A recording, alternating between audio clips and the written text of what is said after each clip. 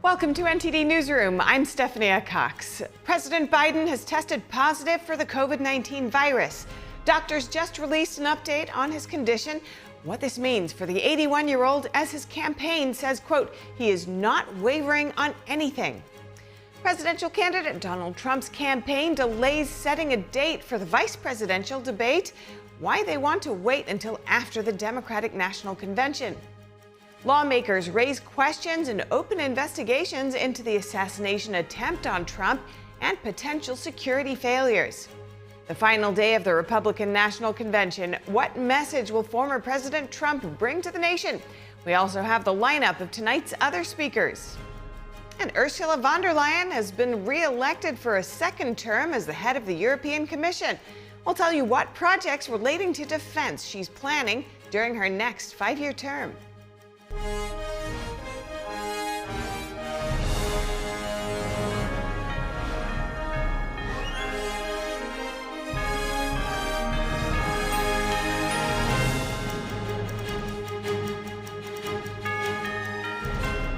The White House just released a letter from President Biden's physician with an update on his condition after testing positive for COVID-19.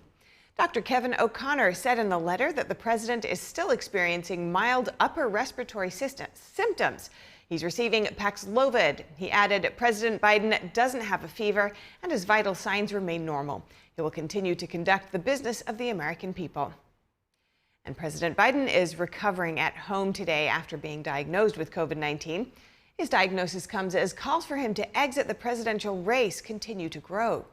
For now, Biden is taking time off the campaign trail as he isolates at his Delaware beach home. He canceled one event in Las Vegas on Wednesday after testing positive. When Biden boarded Air Force One that evening, he told reporters, quote, I feel good. The diagnosis comes amid growing calls for the 81-year-old president to drop out of the race. In addition to Hollywood celebrities, some of the nation's top Democratic leaders are joining the growing discussion. They include California Congressman Adam Schiff and reportedly former House Speaker Nancy Pelosi. Despite the growing pressure, the president has remained defiant, saying he is staying in the race. Biden said he'll consider leaving the race only if a medical condition prevented him from continuing. He told Univision, quote, I feel as good as ever before. Most communities don't really begin to focus on the election until they get into September. And so all the talk about who's leading and where and how, everything so far between Trump and me has been basically even. And when will a vice presidential debate happen? The Trump campaign is postponing their consent to the dates proposed by Biden's team.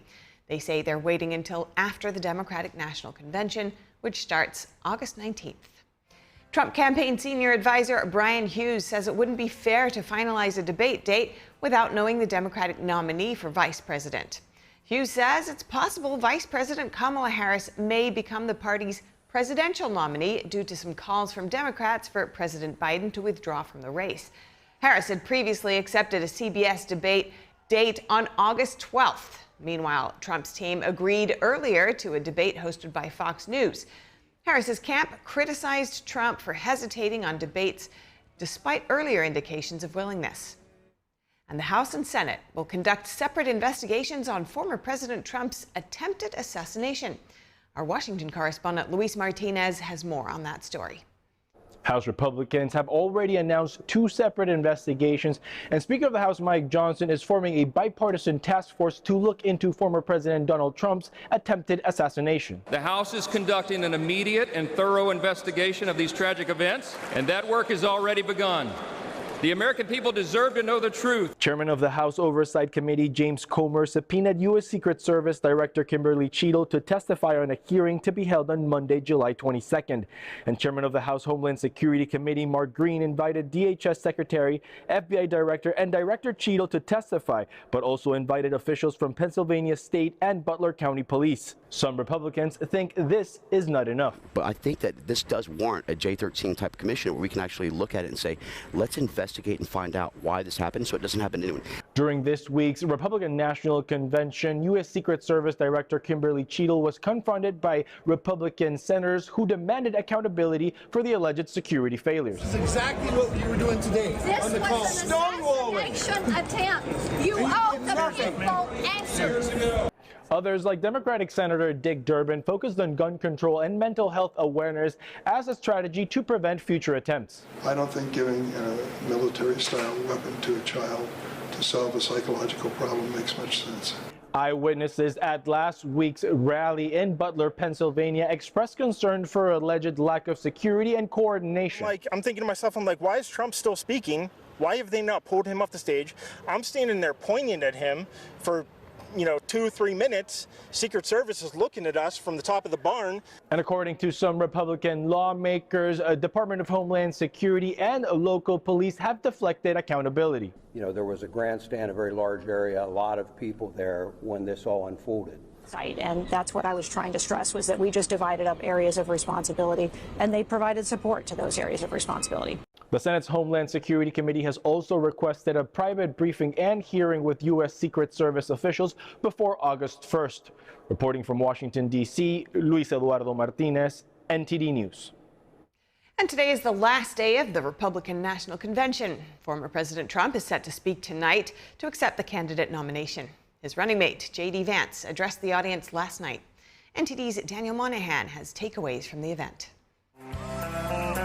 Ohio Senator J.D. Vance used his Wednesday night address to share the story of his hardscrabble upbringing.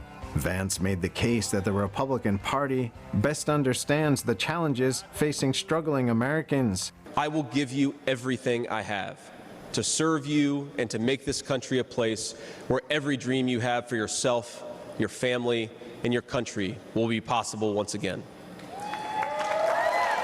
Vance called on people to watch the video of the attempted assassination of former President Trump. And what did he call us to do for our country? To fight for America. Even in his most perilous moment, we were on his mind. The Ohio senator said Trump was one of the most successful businessmen in the world prior to running for president. And yet, instead of choosing the easy path, he chose to endure abuse, slander, and persecution. And he did it because he loves this country. Vance's wife, Usha, says Vance made a big impression on her when they met in law school. A working class guy who had overcome childhood traumas that I could barely fathom to end up at Yale Law School. A tough Marine who had served in Iraq, but whose idea of a good time was playing with puppies and watching the movie Babe. Donald Trump Jr. says Vance is going to make one heck of a vice president. Look at me and my friend J.D. Vance, a kid from Appalachia and a kid from Trump Tower in Manhattan. We grew up worlds apart, yet now we're both fighting side by side to save the country we love. In an emotional moment, Trump Jr. spoke of the tragic loss of life of heroic former fire chief Corey Comparator during the assassination attempt on his father. The crowd chanted his name in unison. The parents of Hamas terror group hostage Omer Nutra appealed for their son's safe return. Say it with us. Bring them home. Bring them home. Bring them home. Thank you, everybody. God bless Israel and God bless America. Congressman Matt Gaetz praised Trump's choice for a running mate. J.D. looks like a young Abraham Lincoln, but he's from Ohio, like General Grant. And like General Grant, J.D. Vance knows how to fight. Gaetz promised to be President Trump's strongest ally. We are on a mission to rescue and save this country, and we ride or die with Donald John Trump to the end. Thank you all so much. Decorated World War II veteran William Peckrell says he will never forget the horrors of the Nazi war camps or the Battle of the Bulge. And President Trump, back in Commander-in-Chief, I would go back to re-enlist today. The Republican National Convention culminates Thursday, with former President Donald Trump expected to accept the party's presidential nomination. This marks a comeback for Trump, 4 years in the making, and made more dramatic by last Saturday's assassination attempt. Daniel Monahan, NTD News. Kai Trump, the teenage granddaughter of former President Trump, made a surprise debut at the Republican National Convention last night. The 17-year-old was introduced by her father, Donald Trump Jr. But I got a call on Monday morning from a young lady who said, "Dad, I want to speak at the RNC."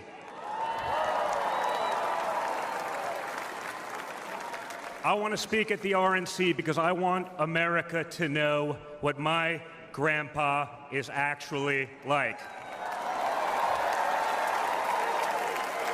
I'm speaking today to share the side of my grandpa that people don't often see. To me, he's just a normal grandpa. He gives us candy and soda when our parents aren't looking.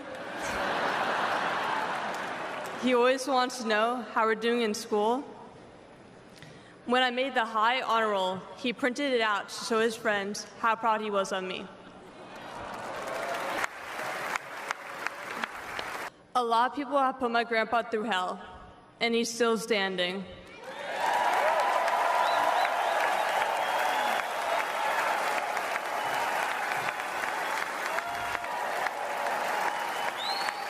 On Saturday, I was shocked when I heard that he has been shot, and I just wanted to know if he was okay.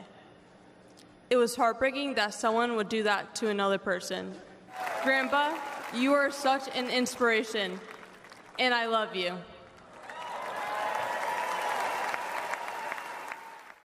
And there we saw an all-smiling grandpa. Kai is the eldest of Trump's 10 grandchildren. And on a similar note, on the final day of the Republican National Convention in Milwaukee, the theme is Make America Great Once Again. All eyes are fixed on what messages Trump will bring to the nation and the world. There are other big names scheduled to speak this evening before the GOP candidate for president addresses the audience. Speaking ahead of former President Trump this evening is Mike Pompeo, the former Secretary of State in Trump's administration. Also, talk show host Tucker Carlson, retired wrestler Hulk Hogan, and Trump's son Eric. Trump is scheduled to speak after 10 p.m. Eastern, 9 p.m. Central Time tonight. And we'll have on-the-ground access, in-depth analysis, and a lot more prepared for you during our live special coverage of The Nation Decides 2024. Join Steve Lance and Tiffany Meyer tonight at 6 p.m. Eastern. Next, a Boston man charged with acting as an agent for the Chinese regime had his motion to dismiss thrown out by a federal judge this week. He was indicted in 2023 for acting as an agent of the foreign government without notifying the U.S. According to court records, Leang Le Tang is accused of providing information to an officer at the Chinese consulate in New York in July of 2018. The information was about someone who was allegedly removing Chinese flags from Boston's Chinatown. The indictment says Liang was contacted by an associate at the Chinese consulate with a blacklist of Chinese dissidents. The charges also accuse him of organizing a counter-protest against pro-democracy dissidents and traveling to China to meet with Chinese Communist Party leaders. Defense lawyers argued the charges violate their client's freedom of speech and association rights. The judge in the case disagreed, saying the communication between Liang and the Chinese consulate clearly indicates that he received directions from CCP leaders. Liang's trial is scheduled for early next year. And when we come back, Ursula von der Leyen has been re-elected for a second term as the head of the European Commission. We'll tell you what European projects she's planning during her next 5-year term. And can Shakespeare's timeless words bring healing and change to prisoners? Explore how one program uses the bard's plays to help inmates understand their past and transform their futures. That and more after the break.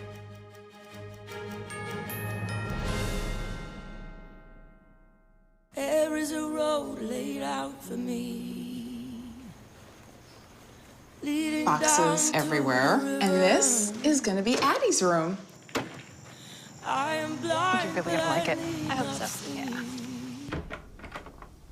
I know this road is there for me.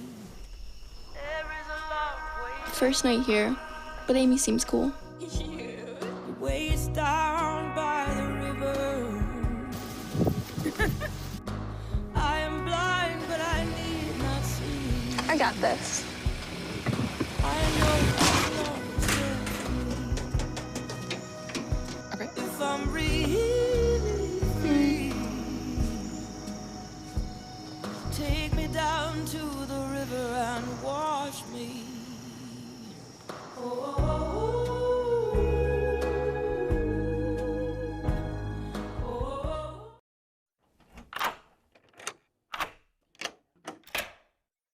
I'm Jonathan Lawson. If you're 50 to 85, please listen closely.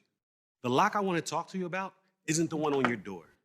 It's a rate lock for your life insurance that guarantees that once you're insured, your rate can never go up at any time for any reason. Many policies you see don't have one, but you can get a lifetime rate lock from Colonial Penn. This plan was designed for people on a fixed income with coverage options that start at $9.95 a month. That's less than 35 cents a day. Your rate is locked in for life. Coverage can never be canceled, and your acceptance is guaranteed. You cannot be turned down because of your health. See for yourself.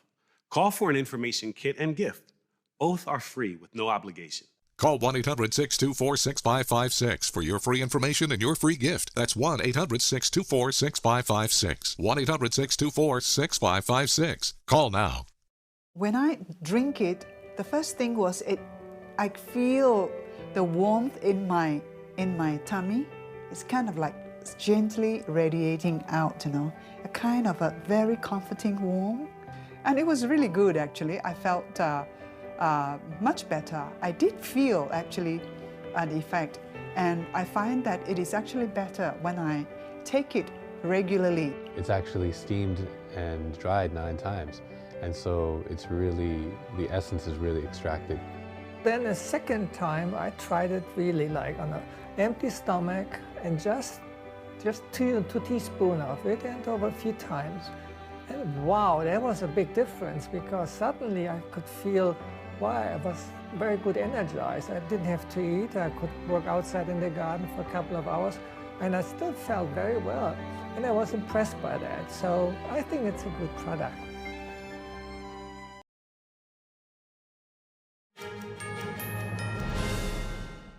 European Commission President Ursula von der Leyen has been re-elected for a second term today, securing her position with the support of the European Parliament. She received 401 votes in favor and 284 against, confirming her leadership for another 5-year term. In her acceptance speech, von der Leyen outlined several key projects she plans to pursue during her second term. This is the vision I have set out in my political guidelines. A vision of a stronger Europe that delivers prosperity, that protects people, and that defends democracy. I will put forward a new clean industrial deal in the first 100 days of the next mandate. It will channel investment in infrastructure and industry. During her address to the EU Parliament in Strasbourg, von der Leyen said she laid out a program focusing on prosperity and security. Besides the EU green agenda, she's also planning to deal with challenges relating to Russia's war in Ukraine. This includes the development of a European defense posture with an emphasis on air and cybersecurity projects. The European Union Court ruled against the President of the European Commission yesterday. Ursula von der Leyen will have to disclose information in the $3 billion vaccine contracts with Pfizer during the pandemic. NTD's international correspondent David Vivas spoke with the attorney who represented EU citizens in suing the Commission. The EU Commission might have to disclose information kept secret in its contracts with Pfizer. The General Court of the European Union found on Wednesday that the Commission unjustifiably redacted a large part of the contracts, limiting public access to crucial information. Several members of the European Parliament have raised concerns about von der Leyen's lack of transparency. I'm asking you guys, is this transparency? Do you see anything? Attorney Arnaud Durand took up a class action against the Commission president. He filed complaints on behalf of over 2,000 EU citizens against von der Leyen. He says the court's condemnation of the Commission president is a first milestone in the case. This can be seen as an important victory that will have consequences, because the parties will have access to the clauses limiting the liability of the laboratories and will therefore finally have legal visibility and predictability. Victims of side effects will be able to take up the issue. Some of the clauses in the contracts between the Commission and Pfizer mention the liability of the US drug maker concerning its vaccine quality. The court acknowledged that the European Commission should reveal these clauses. Ursula von der Leyen did indeed adopt clauses that went beyond ordinary law to exempt manufacturers from liability. We need to be able to check that. She has no conflict of interest, i.e. that she is not linked to the pharmaceutical laboratory, to the manufacturers of the vaccine in question, so that the negotiations are biased. The European Commission purchased over 1 billion vaccine doses from Pfizer for $3 billion, making it the largest contract managed by the EU. Durand says he believes new evidence of conflicts of interest may be revealed. The court, which effectively upheld our request to have access to the names, the first names and the surnames of the negotiators of these contracts. The European Commission could appeal the EU court's decision. David Vives, NTD News, Paris. Punishment versus rehabilitation in the prison system is a long-standing debate. Over 90% of the current prison population is set to eventually be released. Those who favor rehabilitation say it's common sense to want your future neighbor to be as mentally healthy as possible. NTD's Daniel Monahan spoke with an organization that aims to help prisoners heal through Shakespeare. Founded in 1995, Shakespeare Behind Bars is the oldest continuously operating program of its kind in North America. According to its website, it uses the healing power of the arts to transform inmate offenders from who they were when they committed their crimes to who they wish to become. Theater artist Kurt Toftland is the founder of the program. Toftland says prison systems are full of traumatized individuals who pass their trauma on and hurt others. He says you can't really heal that trauma until you find language for it. Finding language for it when the trauma is so horrific is really difficult. So the work that I do using art, theater, Shakespeare, and writing has to do with finding characters in Shakespeare's plays that have traumatic experience or cause trauma that is similar to the participant. And Shakespeare gives them language for that trauma. Toftland says that as inmates begin to unpack the motivations for the behavior of characters in a play, they also begin to understand what motivates them to do the things they do. What happens is a process happens for them that they are able then to use those same tools to apply it to their own lives and eventually find their own language for their trauma. And when that happens, trauma begins to heal. Toftland says when you're a child, you're born innocent, but you're not born into innocent situations.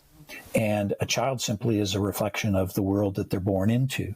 And so that's how they think the world functions. And then they begin to function in that way. And then, of course, get in trouble with societal laws and end up in incarceration. The program uses a circle of truth where participants find common ground by asking questions in the Socratic manner. And within those 4 questions, we're answering every day, who am I? What do I love? How will I live my life knowing I will die? And what is my gift to humankind? Which covers the breadth of human experience. Learning the role of the characters they play means looking at the world through their eyes.